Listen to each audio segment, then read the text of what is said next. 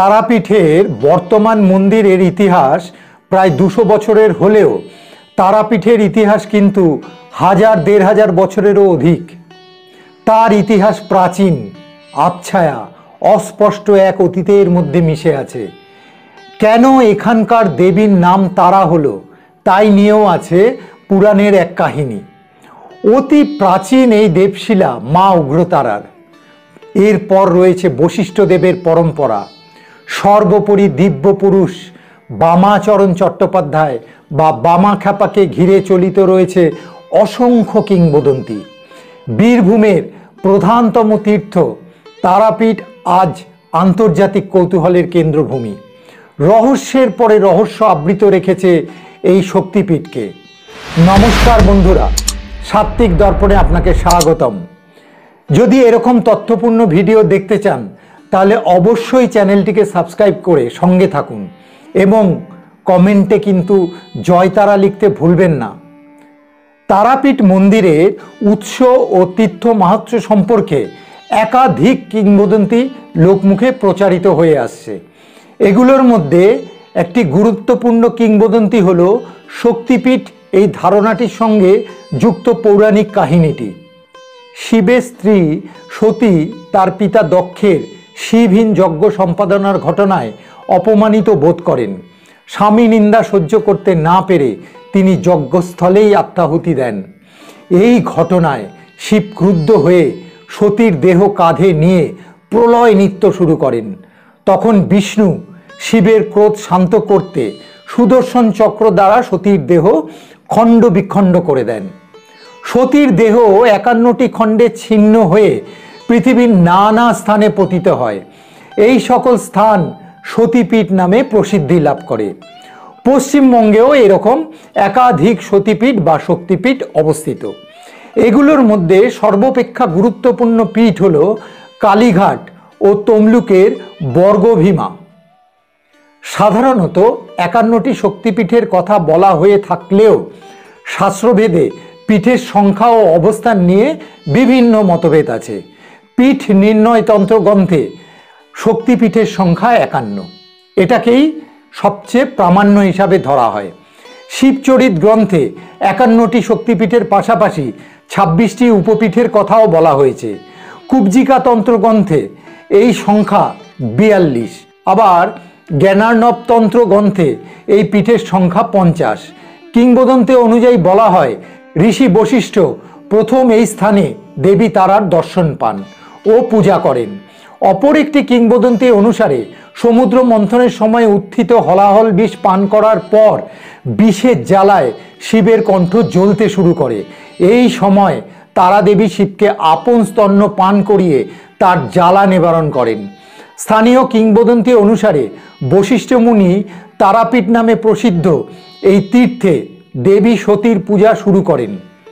পীঠস্থানগুলির মধ্যে তারাপীঠ একটি সিদ্ধপীঠ, অর্থাৎ এখানে সাধনা করলে সাধক জ্ঞান, আনন্দ ও সিদ্ধি বা অলৌকিক ক্ষমতা প্রাপ্ত হন। চলুন জেনে নিই রহস্যাবৃত তারাপীঠের 10টি অজানা তথ্য। 1 নম্বর হচ্ছে তারাপীঠ 51 পীঠের অন্তর্বর্তী নয়, কারণ মহাপীঠ পুরাণে উল্লেখিত পীঠস্থানের তালিকায় তারাপীঠের কোনো উল্লেখ নেই।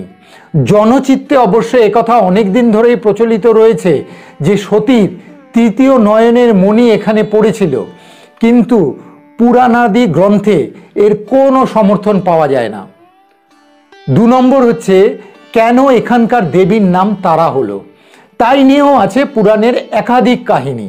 সমুদ্র মন্থনে ওঠা বিষ পান করে শিব হয়ে উঠলেন নীলকণ্ঠ। বিষে জর্জরিত তিনি। সেই যন্ত্রণা থেকে কিভাবে শিব মুক্তি পাবেন? সব দেবতা দেবী তারার কাছে গিয়ে বললেন শিবকে এই গরল মুক্ত করতে। দেবী তারা তখন শিবকে আপন সন্তানের মতো কোলে নিয়ে আপন স্তন্য থেকে অমৃত পান করাতে লাগলেন। সেই অমৃত পান করে শিবের বিষ জ্বালা দূর হলো। সেই থেকে দেবীর নাম হলো তারিণী। তিনি শিবকে তারণ করেছেন। এই বিশ্বকেও তিনি তারণ করেন। সেই তারিণী থেকেই তারা নামের সৃষ্টি। 3 নম্বর হচ্ছে তারাপীঠ আসলে একটি সিদ্ধপীঠ। সুদূর অতীত থেকে এখানে বহু সাধক এসেছেন তপস্যা করার জন্য। বশিষ্ঠের পর বিষেখ্যাপা, আনন্দনাথ, মোক্ষদানন্দ, কৈলাসপতি, বামাখ্যাপা, নগেন কাকা, তাপাখ্যাপা, নিগমানন্দ, শঙ্কর বাবা প্রভৃতি সাধকের সাধনপীঠ হিসাবে খ্যাতি এসেছে তারাপীঠের এবং তাদের সিদ্ধি লাভেই ধন্য হয়েছে এই পীঠ। সুতরাং এই পীঠের মহিমা অন্য শক্তিপীঠগুলোর চাইতে একেবারেই আলাদা। 4 নম্বর হচ্ছে দেবী তারার উল্লেখ মূলত রয়েছে বজ্রযানী বৌদ্ধ ধর্মগ্রন্থে। আবার দশমহাবিদ্যা স্তোত্রেও তিনি উপস্থিত। তারা রহস্য ও অন্যান্য তারা গ্রন্থ পাঠে বোঝা যায় তারা দেবী অতি প্রাচীন। বজ্রযান গড়ে উঠেছিল মহাযানবাদ এবং লোকধর্মের মিশ্রণে। সেখানে দেবী তারার অবস্থিতি বেশ গুরুত্বপূর্ণ। দশমহাবিদ্যা স্তোত্র অবশ্য অনেক পরের রচনা, সেখানে দেবী তারার উল্লেখ থাকাটা অস্বাভাবিক নয়। 5 নম্বর হচ্ছে তারাপীঠ মন্দিরের স্থাপত্য। এই মন্দিরের স্থাপত্য খুব সাধারণ, কিন্তু এই মন্দির স্থাপত্যে বাংলার নিজস্ব স্থাপত্য ভাবনার ছাপ রয়েছে। চালা ডিজাইনের মন্দির বাংলার ঐতিহ্যকেই ব্যক্ত করে। 6 নম্বর হচ্ছে মায়ের শিলারূপ ঢাকা থাকে একটি আচ্ছাদনে। সেই আচ্ছাদনকেই মাতৃরূপের প্রতীক ধরা হয়। এই মূর্তি তারামূর্তি হিসাবে ঘরে ঘরে পূজিত হন দেবী। তারাপীঠ মহারিষি বশিষ্ঠের সাধনপীঠ হিসাবে প্রসিদ্ধ। ঐতিহাসিকভাবে এই বশিষ্ঠ ঠিক কে তা নিয়ে অনেক দ্বন্দ্ব আছে। তিনি কি মহাকাব্য পুরাণে উল্লিখিত বশিষ্ঠ? শোনা যায় তিব্বত, নেপাল অঞ্চল তথা চীন দেশে গিয়ে বশিষ্ঠ নামে এক সন্ন্যাসী তারা সাধনার শিক্ষা নিয়ে ফিরে এসে তারাপীঠ মহাশ্মশানের শ্বেত শিমুলের তলায় পঞ্চমুণ্ডির আসনে বসে চীনাচারের মতে মদ মাংস সহযোগে তন্ত্র সাধনা করেই নাকি তিনি সিদ্ধি লাভ করেন এবং প্রস্তরময় মাতৃমূর্তি লাভ করেন। সম্ভবত বশিষ্ঠ একটি সাধক পরম্পরা। এই পরম্পরাতেই বহু মহাত্মা এখানে সিদ্ধি লাভ করেন। 8 নম্বর হচ্ছে তারাপীঠের অন্যতম প্রধান আকর্ষণ বামাচরণ চট্টোপাধ্যায় তথা বামাখ্যাপা। তন্ত্রধর্মে তার স্থান প্রশ্নাতীত।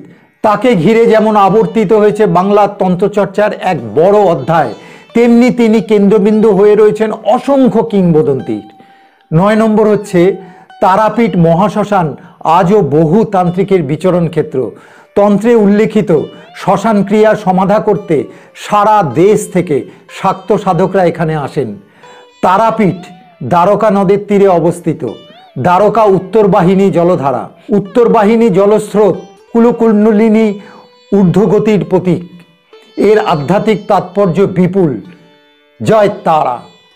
বন্ধুরা, এই রহস্যময় তারাপীঠের অন্য রহস্য যদি আপনাদের জানা থাকে অবশ্যই কমেন্ট করে জানাবেন। আজ এ পর্যন্তই। যদি আমাদের চ্যানেলে নতুন হয়ে থাকেন তবে সাবস্ক্রাইব করে আমাদের সঙ্গে থাকবেন। ভালো লাগলে একটা লাইক ও শেয়ার করবেন প্লিজ। কমেন্টে আপনাদের মতামত অবশ্যই জানাবেন। ভিডিওটি শেষ পর্যন্ত দেখার জন্য হৃদয় থেকে ধন্যবাদ। ভালো থাকবেন বন্ধুরা।